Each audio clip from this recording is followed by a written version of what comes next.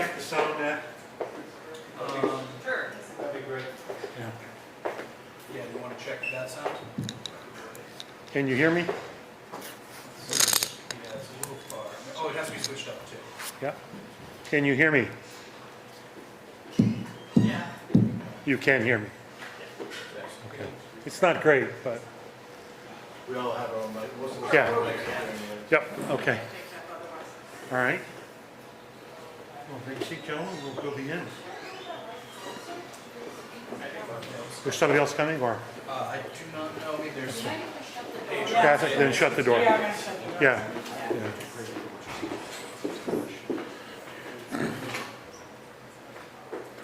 Shut it away. Get close.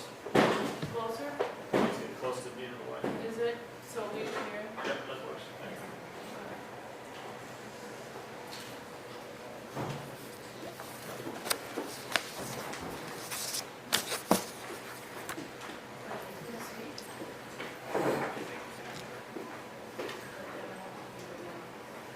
You ready, Matt?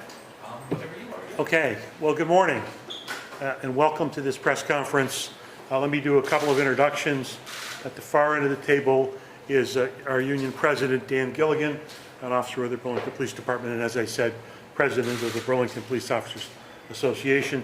Seated next to him is David Clements, who is a former union president and is a certified use of force instructor. My name is Richard Cassidy. I'm the attorney for the Burlington Police Officers Association. Let me begin by acknowledging that this is a very sad situation.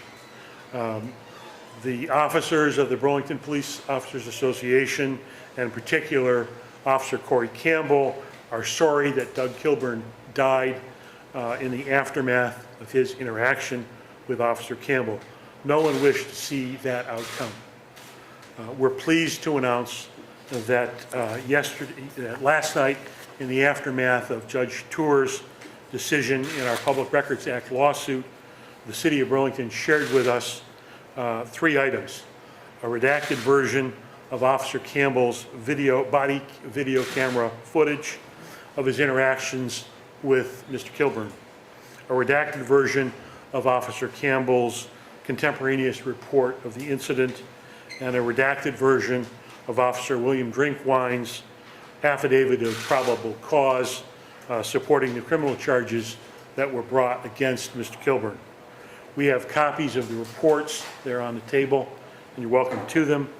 And we intend to play the video camera footage for you after the press conference. We're working to get copies of the video body camera video footage for you, and after the press conference at my office, which is in the Pearson building just around the corner here, we'll make those copies available to you. Before we play the video camera, let me just make a couple of comments to try and put this situation in context. Police work is very difficult and very dangerous work.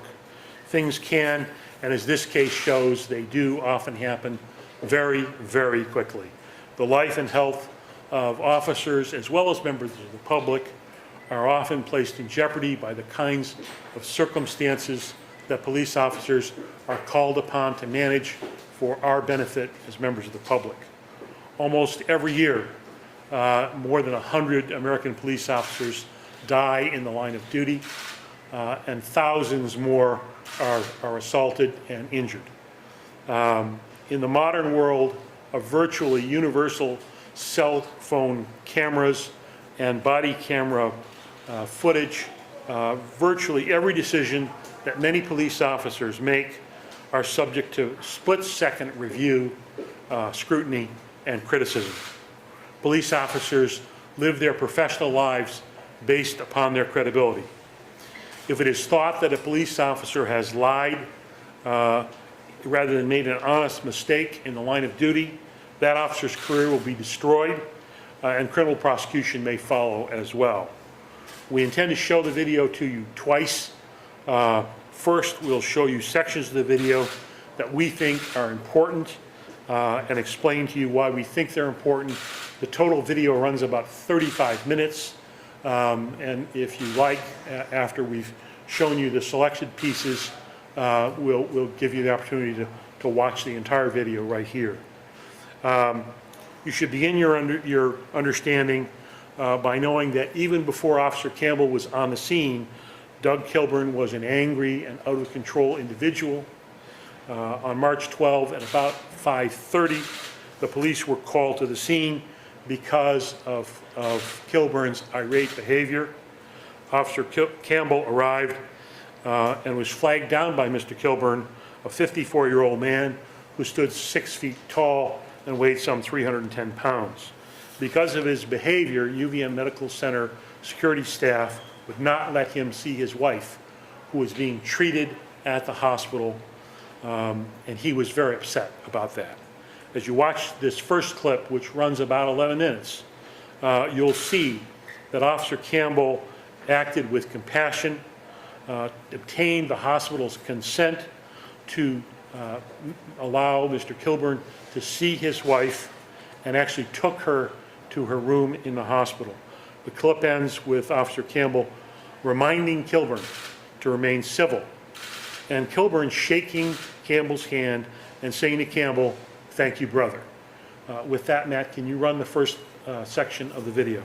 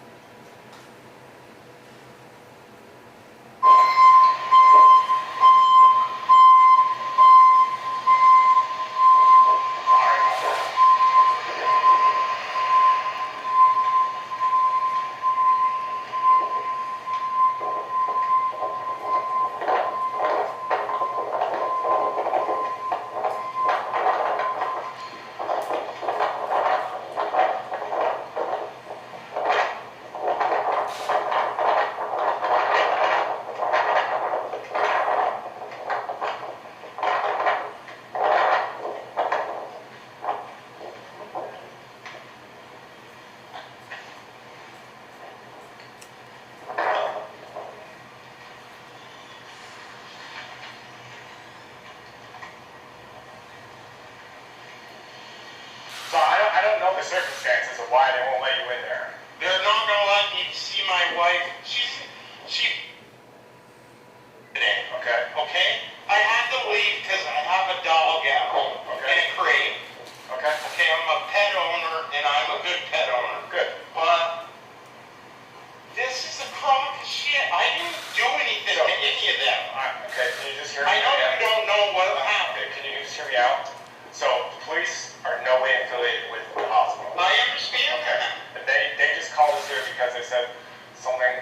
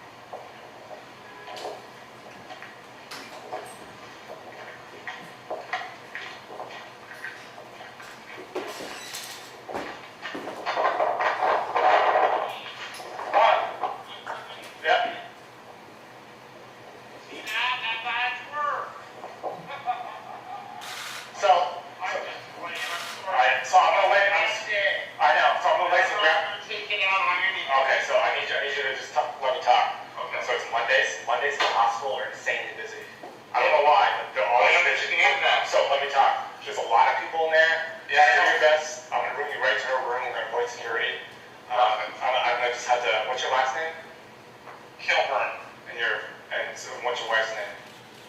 Kilburn. We're gonna find a nurse. They're gonna point us in the direction. Okay. And just do your best to.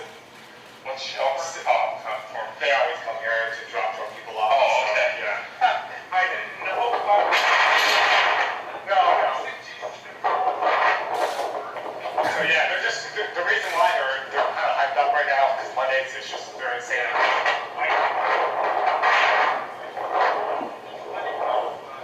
So just let it. My face. Just let it go, because otherwise I'll come back. Okay, good. Because I don't want to have to trespass you. I just don't want to have to. Alright. Alright. Alright. Alright, good.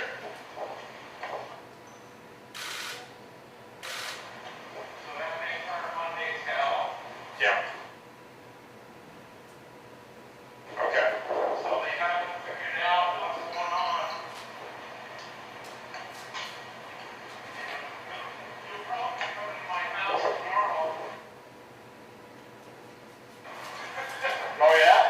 Yeah, that's what this is all over. That car. $4,000. Oh.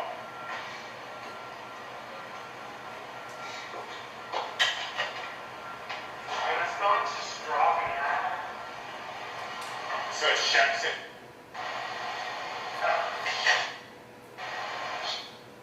Sorry, maybe I'll step back. See the red line door? So the doors can open.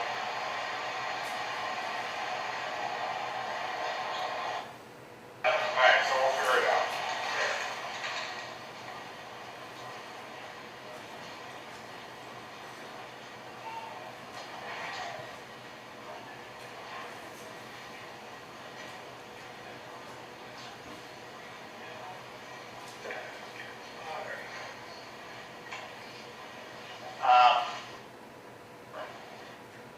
Yeah. What? Is she okay still? I think she's either there or she's going she's upstairs. Yeah, it's over. Yeah. Is she already in the room? I don't know. She was in the ER from she's in room 39. 39? Alright.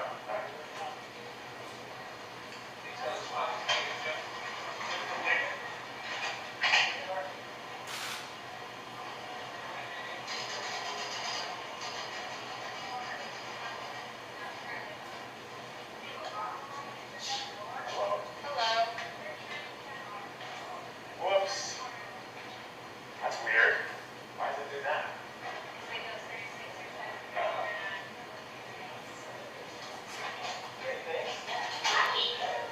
Presents here, so. Okay, All right. all right. Ralph, look at my escort. Thank you, brother. You can have a seat.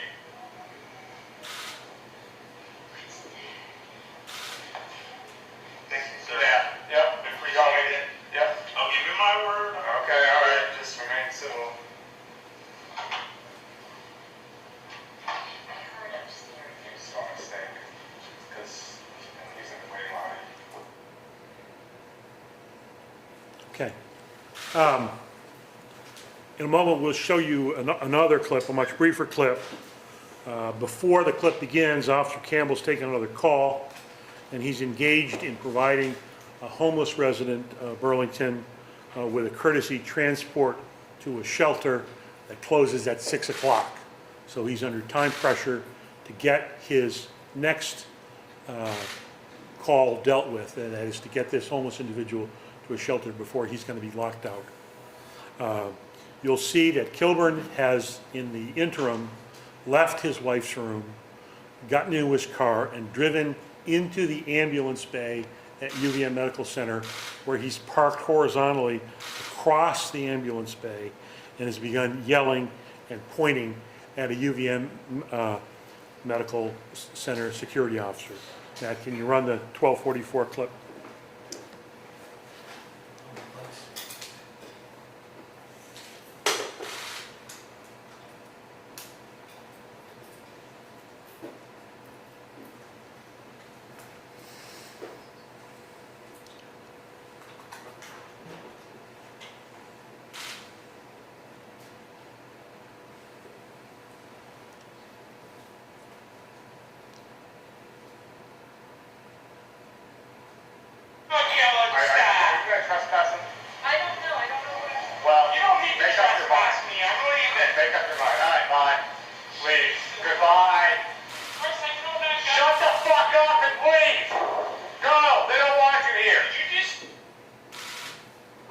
Now, Officer Campbell's tried to move Mr. Kilburn out of the location, and he started simply by asking him to leave.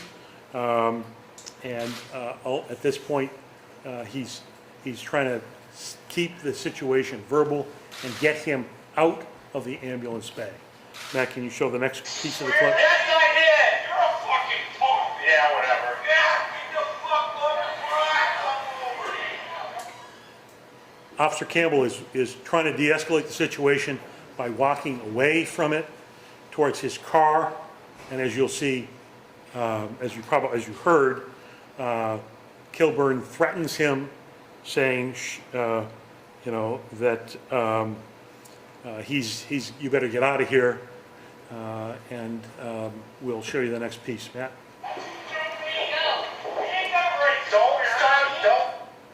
Now, Mr. Kilburn is getting out of his car, and Officer Campbell is trying, and you can see he's got his hand on the door, trying to keep Mr. Kilburn in the car, which sadly doesn't work. Can you roll some more tape?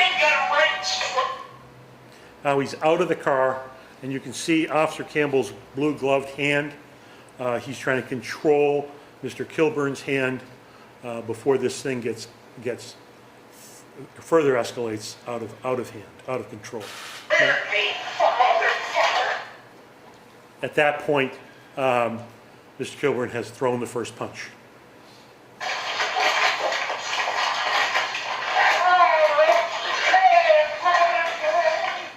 The entire exchange is very quick. I think by our count, Mr. Kilburn has thrown a punch, at least one.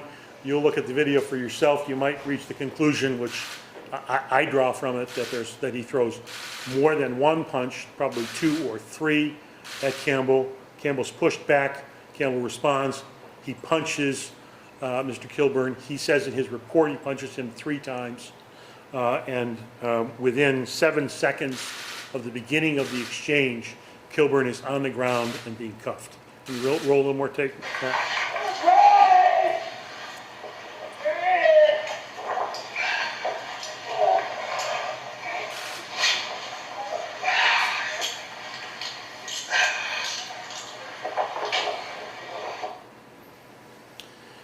And that's really the full exchange at which the injury to Mr. Kilburn occurs.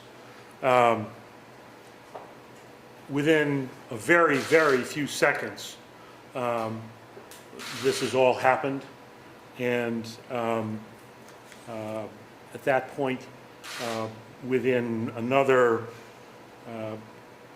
5 minutes, the tape will show you that Officer Campbell has tried to help Mr. Kilburn along with UVM medical personnel, and he is by 13 minutes and 20 seconds he's in the ER. So let's run to 13:20.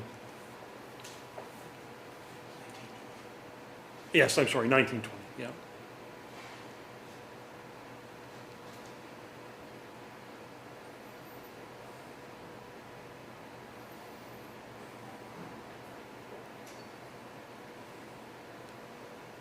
I think that's as far as we really need to go. That's what it shows. A few observations seem appropriate. As I said, Officer Campbell was engaged first in trying to help Mr. Kilburn.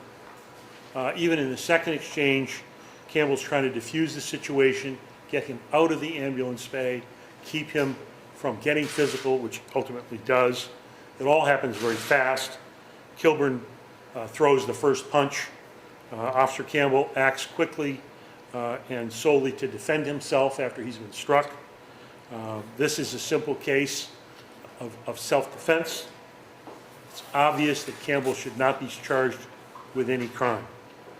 Let me finally say, and then we'll take some questions, that Officer Campbell, having now been permitted access, personal access and access for his counsel to the body camera footage, is ready, willing, and able to be interviewed by state police investigators if they're still interested in doing that.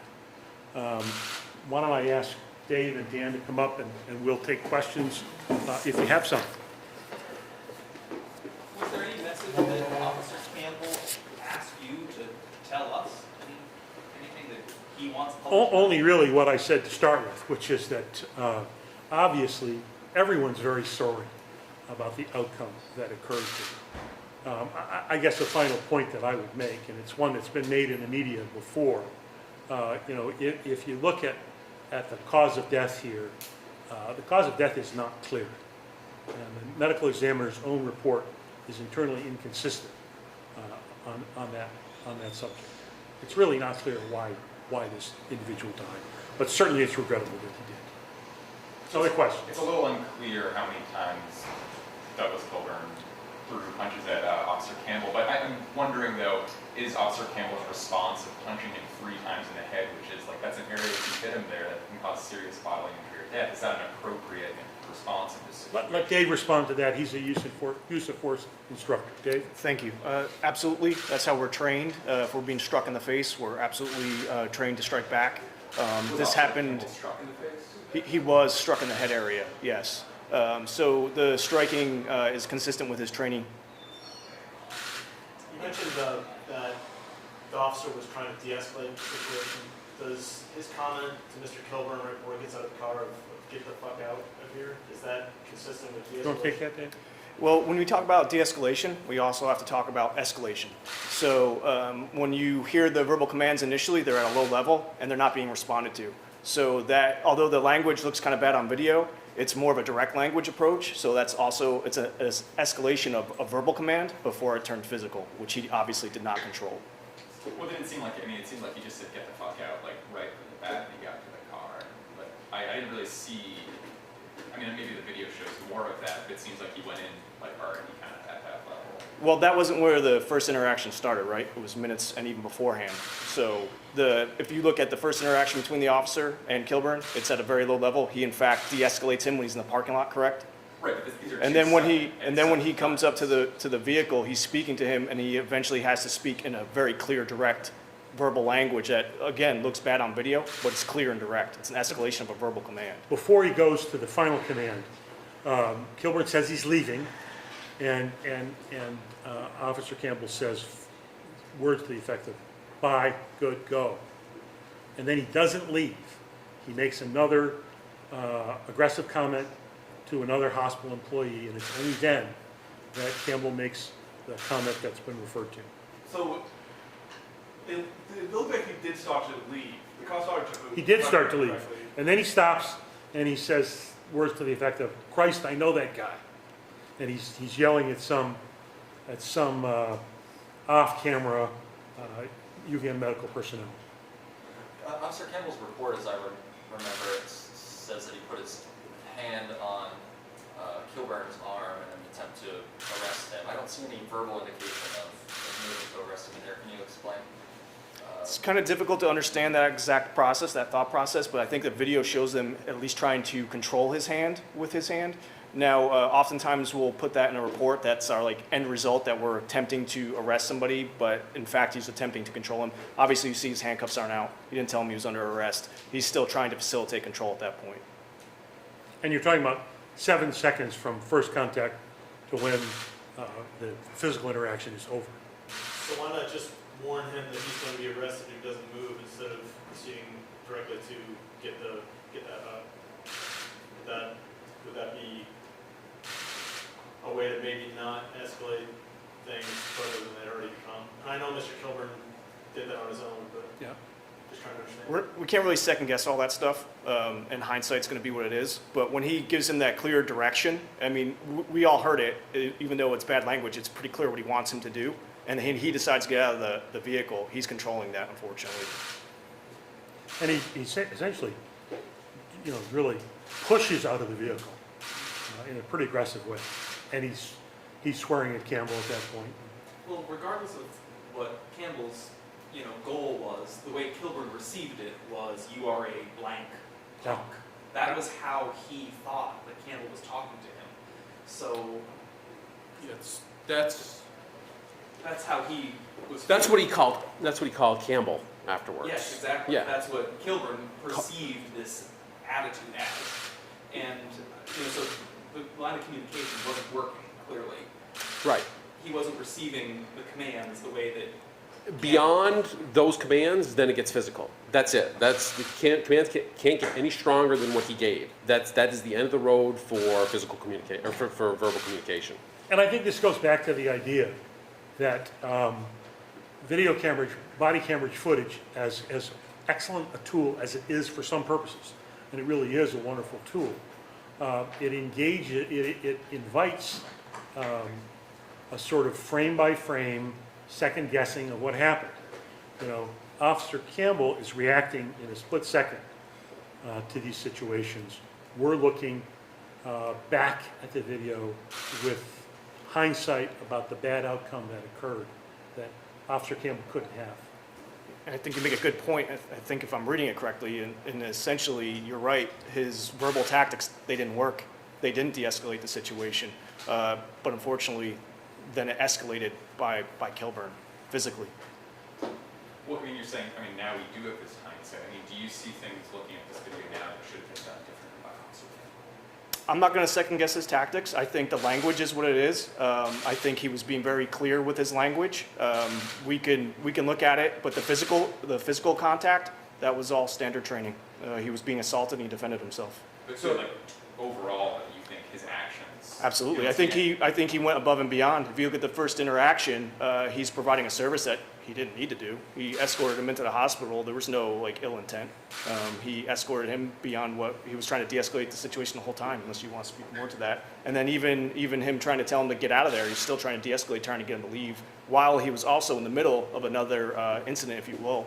He was trying to provide service to another individual on scene. I don't know if that captures that or not. One of the things you'll see when you look at the whole video is that as all this is occurring, when Campbell is still in a situation where they're trying to get Kilburn onto a gurney into the video, he's dealing with the fact that he's got another citizen in his car and he's arranging cab transportation for that citizen to this shelter in order to not be left homeless overnight.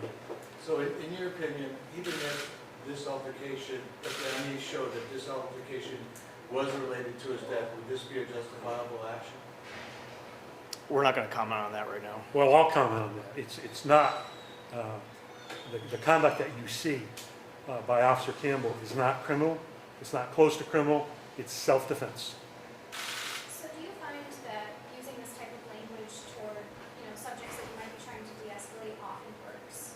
Swearing at the person? It's not something we teach. We don't necessarily teach to use vulgarities, but also keep in mind there's a high level of stress that's also occurring. So that might have been a factor as well.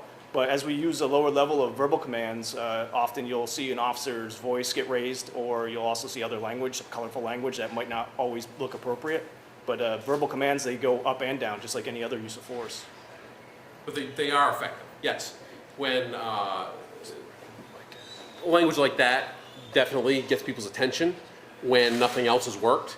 And like I explained earlier, that is the end of the road for verbal communication and verbal commands.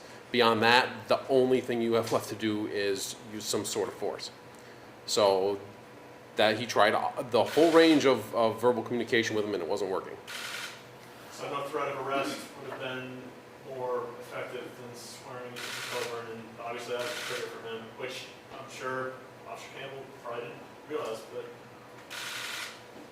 Maybe it would and maybe it wouldn't. I don't know. There's no way of knowing that. Yeah, you're under arrest or strong language, either way, probably, given what I saw, probably wasn't going to work anyway. He had no intention of leaving. He was looking for a confrontation. And if you reflect back to the first video, the first interaction, when they even have a very brief discussion of a trespass notice, he clearly wasn't interested in that either. He was talking about how he's there 6 or 7 days a week. So who knows if that would have been effective or not. How do you hope the public will perceive this entire thing from beginning to end?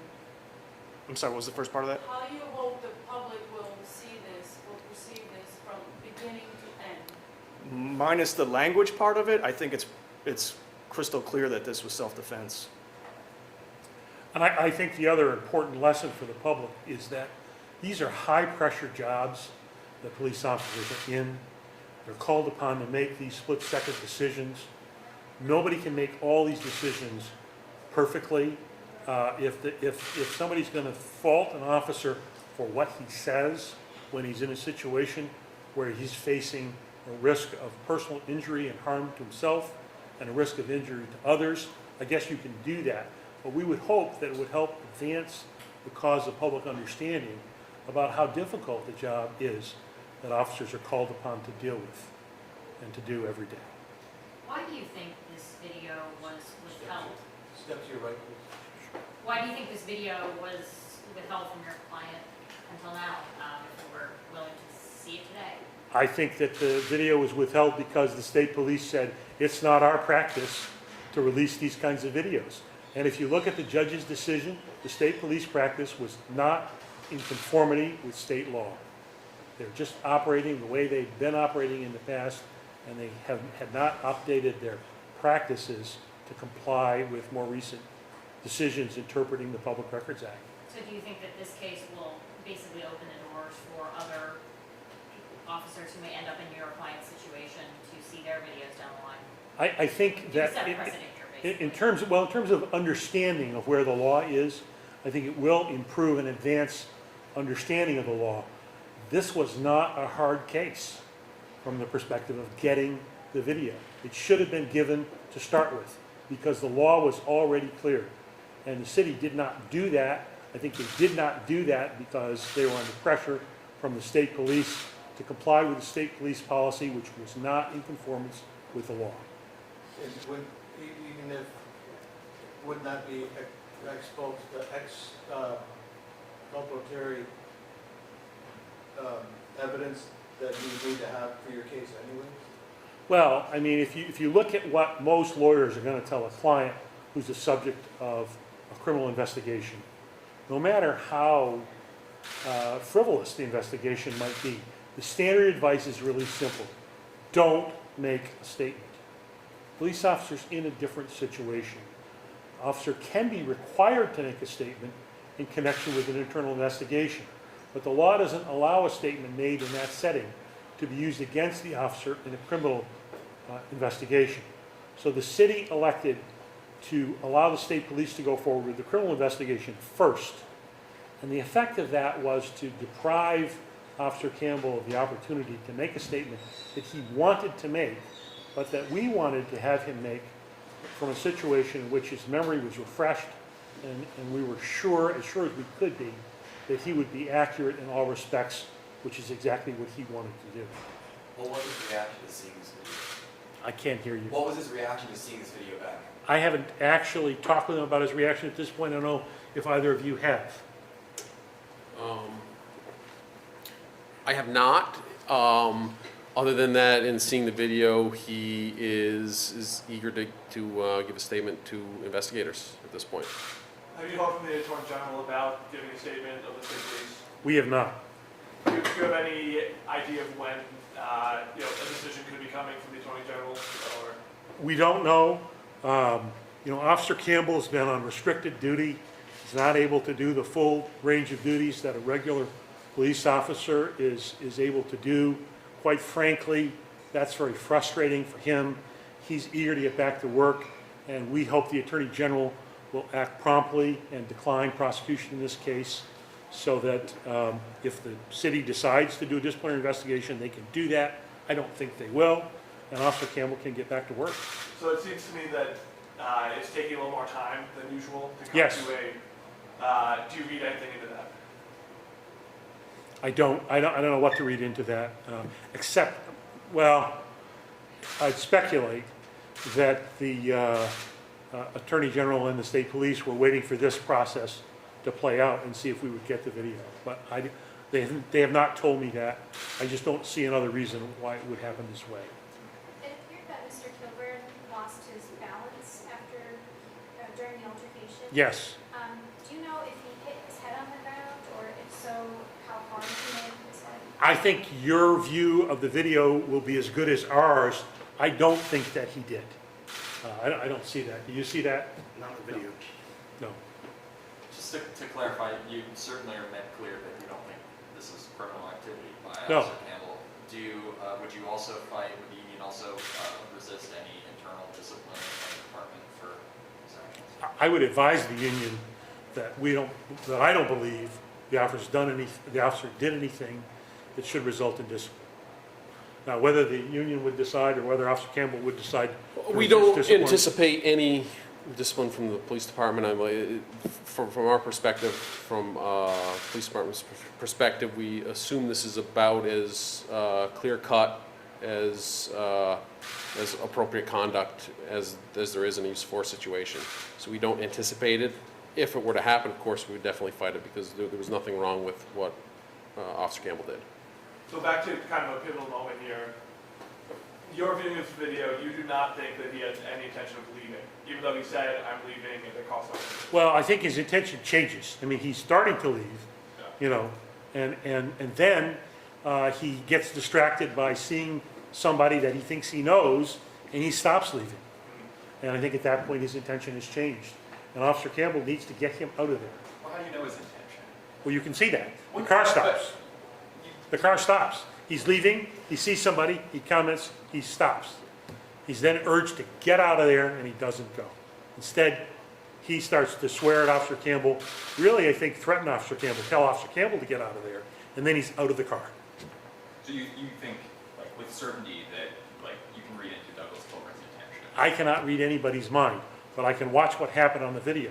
And what happened was, he started to move, he stopped moving, Officer Campbell told him to get going. He didn't get going. He got really angry with Officer Campbell, called him a punk, and told Campbell to get out of the area. And then he's leaping up out of his car. So I assume that his intentions followed, that his intentions preceded his behavior, that he did what he intended to do. He didn't leave. If you're reading into his intentions, it also seems plausible, at least, that he's stepping out of the car, which may or may not be an aggressive action, and then Officer Campbell puts two hands on him. Oh, I think that's a misreading. You know, first of all, he's swearing at Campbell. Okay. Secondly, he's telling Campbell to get out of here. You get out of here is essentially the message of the words that he uses. And then if you look at his body language and the way that he moves coming out of the car, this is not a slow, deliberate, I'm going to get out of the car and deal with this situation. He's bursting out of that vehicle. I would also like to point out that without reading intentions, there's a lot of indicators here, though. Even if a police officer puts his hands on your hands or your wrists, it's not cause for a strike to the face. That's not a reasonable response from someone who doesn't intend to do so. Well, Mr. Kilburn was having a pretty, distressing day with his wife, and so Absolutely. and Officer Campbell was aware of that in the situation, and so for him kind of, even though Kilburn was acting aggressively, was responding with that level of aggression appropriate given the distressing day Mr. Kilburn was having? I mean, he knows all of that. I think that the point we're all missing here is, Douglas Kilburn wasn't the only person there. This was an active emergency room. He was blocking an ambulance bay. There are a bunch of people that needed treatment. There were security guards trying to do their job. The world revolved around Douglas Kilburn. They made as many accommodations for him as possible. At this point, it was time for him to leave. There was no other option. If he wasn't going to leave, he was going to get arrested. He got out of the car and decided to attack the officer. He got arrested. It is really just as simple as that. Is it significant that the security guard said, I'm not sure, when Officer Campbell asked if He asked her if she wanted to issue a trespass notice, which is an official thing that says you can't ever come back, at least not for a certain period of time, as denoted on the trespass notice. She wasn't sure if she wanted to keep him from being there. It's a difficult situation with the hospital because, in emergencies, people have to go there regardless of any sort of legal process. And I assume she was probably not authorized to make that decision, but that did not mean that she wasn't allowed to tell him to leave then. It was made abundantly clear by everybody there that he was not allowed to be there. He was not in a place where the general public should be. He was told to leave. He didn't leave. I understood it, just not understanding technically that asking, do you want me to trespass him would mean, do you want me to arrest him? Nope. Trespass is is usually done by the entity itself. They issue a letter. It's a letter that says, it's just documentation that they've been told that they cannot return. Any individual can exclude another individual from their real estate. So I would not have reason to do so, but I could issue you a notice of trespass and say, you may not come to my office. I don't have to have a reason for doing that.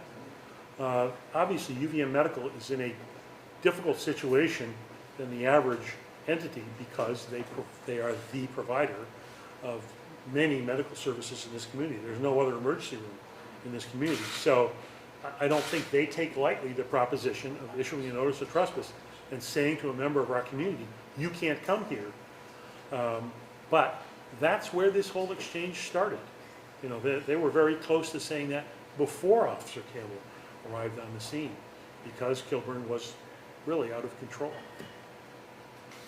I think we've probably answered most of your questions. We'd like to give you an opportunity to view the entire video from start to finish, if you'd like.